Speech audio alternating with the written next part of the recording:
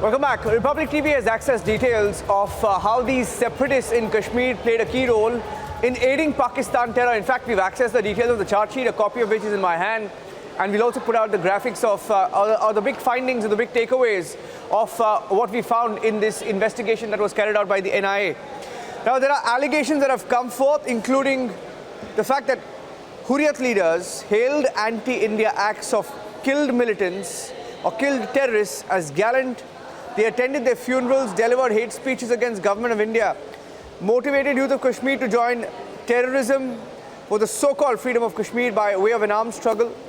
Funds were raised in the garb of trust by Hurriyat leaders and then used for anti-India activities. Hurriyat has been named in this, and Shawan is joining us with more details. Shawan. Well, in fact, Niranjan, the Republic TV broke this news about a month ago when the charge sheet was about to be filed about the details of this charge sheet. Important to point out here is the link between Pakistan High Commission officials and that of Yasin Malik.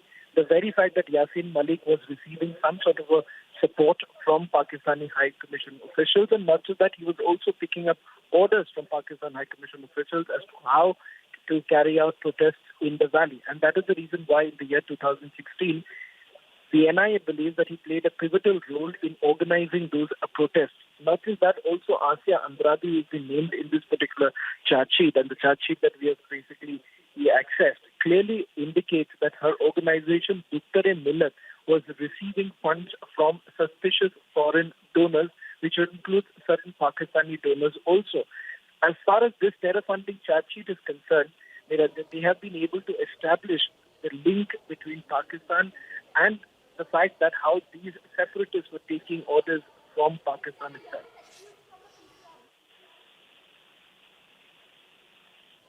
Well, Shawan, stay with me. In fact, just reading through some of the other details that we've accessed as part of the chart sheet, these Hurriyat leaders were raising funds from Pakistani supporters or establishment in the name of helping youth injured during the counteraction of security forces.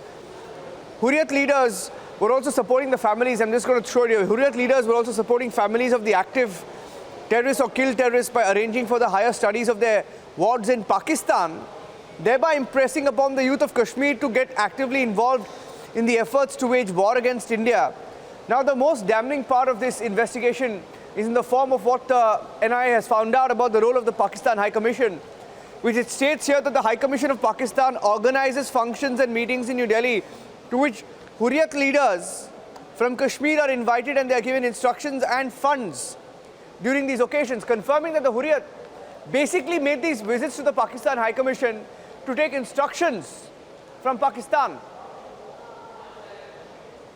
Well, in fact, Niranjan, this is exactly what we had first reported, that Yasin Malik was actually receiving orders from Pakistani high officials.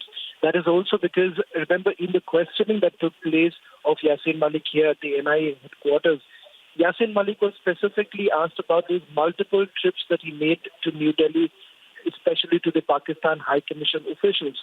It has now been corroborated by other separatist leaders who have been questioned by the National Investigation Agency that Yasin Malik was basically executing the orders that were given by Pakistan High Commission officials. In fact, in the year 2016, most of the protests were basically organized by Yasin Malik. And then, of course, you also had another character called Masarat Alam, who's largely been seen as the poster boy of all the stone pelters.